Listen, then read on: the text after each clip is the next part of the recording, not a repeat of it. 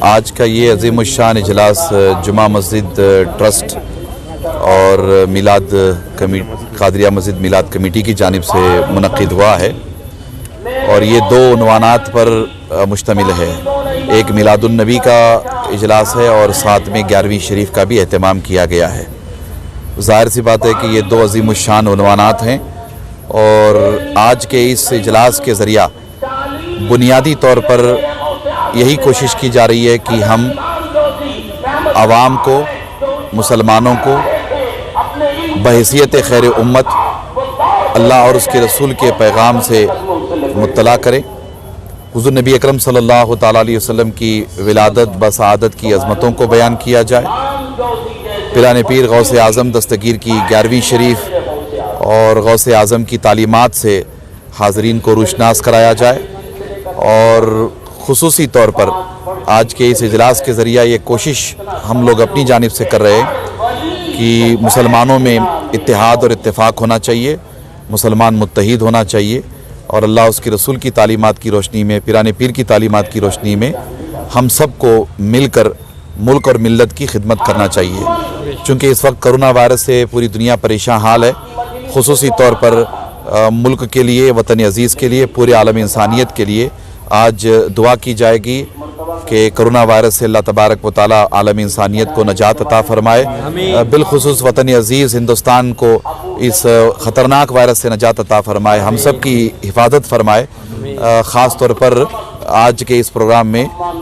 یہ دعا کا اہتمام کیا جائے گا انشاءاللہ تعالی. میں سمجھتا ہوں کہ بہت اہم ضرورت ہے پیران پیر کے ان تعلیمات پہ چلنے کی، کیونکہ بہت سارے لوگ یہ واقعہ جانتے ہیں جب ڈاکوؤں پہ ان پہ اوپر حملہ ہوا، چھوٹے بچے تھے، تو جب وہ اپنی فردر کوالیفیکیشن ایجوکیشن حاصل کرنے جا رہے تھے تو ان کے قافلے پہ جب ڈاکوؤں کا حملہ ہوا تب بھی ڈاکوؤں کے سامنے بھی بنا جھجکے بنا کوئی ڈر انہوں نے سچ ہی بیان کیا تھا کہ ان کے جیب میں اشرفیاں ہیں بول کر. تو اس سے پتہ چلتا ہے کہ ہمیں سچائی کے راستے پہ رہنا ہے اور حق کے راستے پہ رہنا ہے. تو کئی بھی مشکل آ سکتی ہے، کوئی مشکل آئیں گے بھی، تو یہ سب سے بڑی اچھی چیز ہے کہ جب تک ہم لوگ سچائی کے راستے پہ ہیں، حق کے راستے پہ ہیں، اللہ کی مدد ضرور ہوگی انشاءاللہ. چاہے کوئی ڈومیسٹک پرابلمس ہو یا کوئی باہر پرسنل پرابلمس ہو، اسلام ایک ایسا ہمارا مذہب ہے، اس میں اگر آپ ڈیپلی اسٹڈی کریں گے ہر پرابلم کا اس میں حل موجود ہے. تو اس میں اگر آپ ڈیپلی اسٹڈی کر کے صحیح سے انڈرسٹینڈنگ کریں گے تو آپ کا سوال کا جواب ہمارے قرآن میں ہی موجود ہے اور ہمارے صحابہ، ہمارے نبی کریم صلی اللہ علیہ وسلم کے جو طور طریقہ ہے، ان کے سنت ہے، اسی میں آپ کو ان کا جواب مل جائے گا. اور کچھ میسج دے رہے ہیں جی، اس مبارک دن پہ خصوصی طور پر ہمارے قوم کے نوجوانوں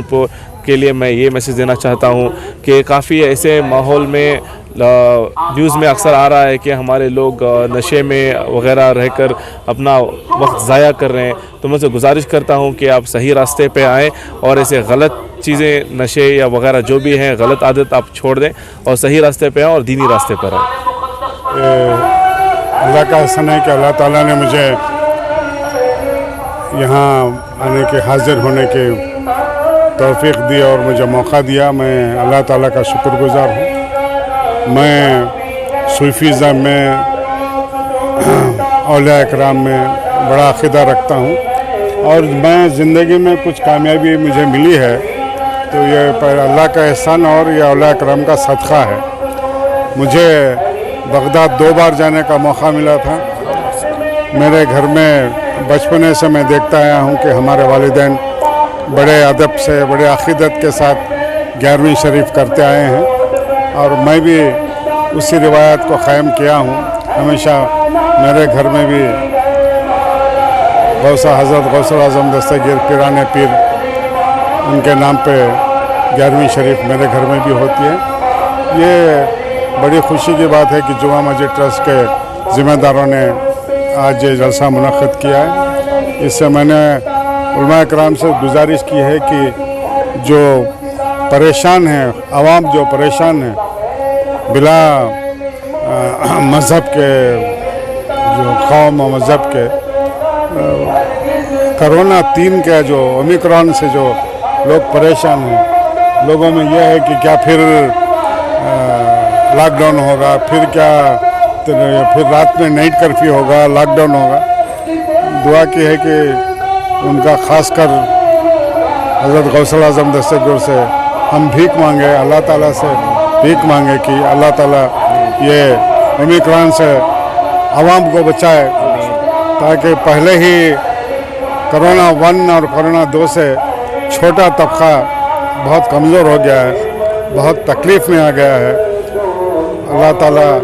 یہ اومیکرون سے تمام کو بچائے، یہی